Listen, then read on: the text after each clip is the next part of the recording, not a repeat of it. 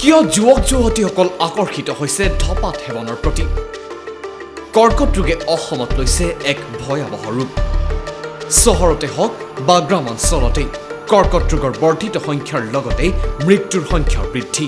স্বাস্থ্য বিশেষজ্ঞসকলৰ অনুসৰি উত্তৰ পূবত দিনক দিনে কৰ্কট ৰোগ বৃদ্ধি পাই আহিছে ইয়াৰ কাৰণ হ'ল এই অঞ্চলটোৰ যুৱক যুৱতীৰ সকলৰ মাজত বৰ্ধিত ধপাত সেৱনৰ প্ৰতিফলন কৰ্কট ৰোগ অসমত এক বিপজ্জনক আৰু মাৰাত্মক ৰোগ হিচাপে আত্মপ্ৰকাশ কৰিছে এনে বহু অঞ্চল আছে বহু ঠাই আছে য'ত কৰ্কট ৰোগত আক্ৰান্ত ৰোগীসকলে তিলকৈ আগবাঢ়িছে মৃত্যুৰ দিশে এনে বহু অঞ্চল আছে য'ত এতিয়াও দেহত কৰ্কট ৰোগৰ নিচিনা মাৰাত্মক ৰোগ কঢ়িয়াই লৈ ফুৰিছে বুলি বহুতে হয়তো নেজানেও অসমত কৰ্কট ৰোগৰ বৰ্ধিত সংখ্যাৰ লগতেও কৰ্কট ৰোগত মৃত্যুৰ সংখ্যাও দিনক দিনে বৃদ্ধি পাই আহিছে কিন্তু ইয়াৰ কাৰণ কি নমস্কাৰ মই আছো আপোনাৰ হৈতে সৌৰভ আপুনি চাই আছে প্ৰাগ লাইফষ্টাইল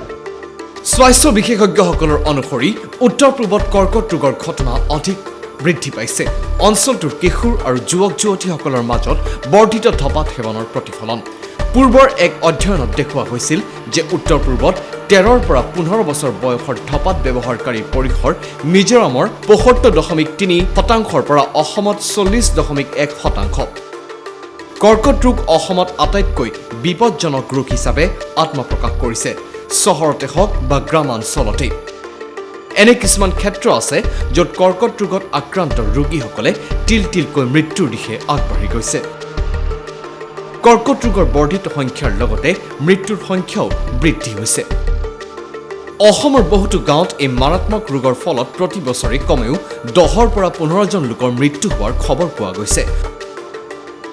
যদিও অসমত চিকিৎসা সুবিধা কিছু পৰিমাণে উন্নত হৈছে কিন্তু এনে কিছুমান গাঁও বা অঞ্চল আছে যিবোৰ যথেষ্ট পিছপৰা আৰু মানুহে এতিয়াও অজ্ঞাত যে তেওঁলোক কেনেকৈ এনে ৰোগৰ পৰা পৰিত্ৰাণ পাব পাৰে বা তেওঁলোকে ক'ত ইয়াৰ চিকিৎসা কৰাব লাগে চিকিৎসকসকলৰ মতে কৰ্কট ৰোগ কেৱল তেতিয়াহে প্ৰতিৰোধ কৰিব পাৰি যেতিয়া মানুহে আৰম্ভণিতে ৰোগ নিৰ্ণয় কৰে কিন্তু অসমত বহু পিছপৰা গাঁৱত এনে হোৱা দেখা নাযায় মানুহে উন্নত চিকিৎসাৰ বিষয়ে অৱগত নহয় ৰাজ্য চৰকাৰেও এনে ঠাইসমূহ ভ্ৰমণ কৰি মানুহক ৰোগটোৰ বিষয়ে অৱগত কৰিবলৈ আৰু তেওঁলোকে ইয়াক কেনেদৰে প্ৰতিৰোধ কৰিব পাৰে তাৰ প্ৰতি গুৰুত্ব দিয়া উচিত দুৰ্ভাগ্যবশতঃ কেন্দ্ৰীয় স্বাস্থ্য মন্ত্ৰালয়ৰ তথ্য অনুসৰি অসমত যোৱা 4টা বছৰত 1,10,857 জন কৰ্কট ৰোগী নথিভুক্ত কৰা হৈছিল যাৰ ভিতৰত 64,800 জন লোকে মৃত্যুক সাৱটি লৈছে 2018 চনত 36,029 জন লোক এই ৰোগত আক্ৰান্ত হোৱা বুলি ধৰা পৰিছে আৰু 21,715 জন লোকৰ মৃত্যু হৈছে 2019 চনত 36,939 জন লোক এই ৰোগত আক্ৰান্ত হৈছিল যাৰ ভিতৰত 22,261 জন লোকৰ মৃত্যু হৈছিল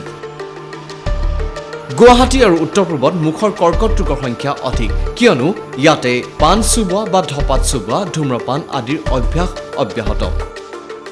অঞ্চলটোত গেষ্ট্ৰইণ্টেষ্টিনেল কৰ্কট ৰোগ বিশেষকৈ পিত্তথলীৰ কৰ্কট ৰোগো যথেষ্ট বেছি এয়া সজাগতাৰ অভাৱৰ বাবে দুৰ্বল অৰ্থনৈতিক পৰিস্থিতিয়ে এই অঞ্চলৰ কৰ্কট ৰোগীৰ সংখ্যা বৃদ্ধি কৰে কিয়নো এনে লোকসকলে চিকিৎসা লাভ কৰাত অসুবিধা পায় কিয়নো তেওঁলোকে চিকিৎসা বহন কৰিব নোৱাৰে এই ৰোগ প্ৰতিৰোধ কৰিবলৈ গুটখা নিষিদ্ধ কম বয়সতে ধূম্ৰপান আদিৰ বিৰুদ্ধে নিয়মীয়া অভিযান চলালেহে কিছু পৰিমাণে হয়তো এই ৰোগৰ পৰা পৰিত্ৰাণ পোৱা যাব